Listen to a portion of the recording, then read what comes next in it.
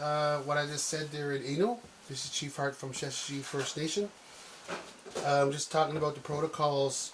We're getting a lot of calls for the one thing is for the security we have in place in Sheshatshiu. People still allowed to go to work, but we're limiting our workstations at Mary May Healing Center and LGH. There's going to be very limited staff working there, and finance and income support. And a lot of essential workers are working from home.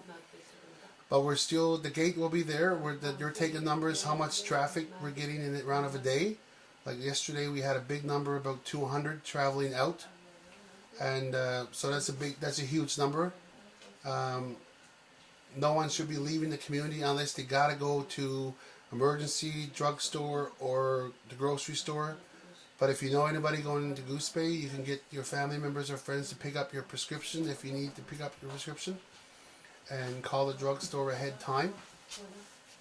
Also, we're just talking about the distance, self-distance from one another and visiting one another, to cut back on visiting. So just the people that isolate themselves in their own homes with their family. So we're putting the word out there, like whatever word we get from the government officials and our nurses here in Sheshatshiu, they get updates from their phone conference calls. So after they get updates, we get notification as well. And it's not, I think that's a good help. I really appreciate the help from Mary Pia and Anastasia and the rest of the staff and the council that's helping us out. So I don't want to forget the staff that's helping us out. And I know some staff are working really long hours answering questions as much as they can on their phones. And I think it's important to follow what we have implemented in Sheshatshiu is to limit the traffic. So that's what we were talking about earlier.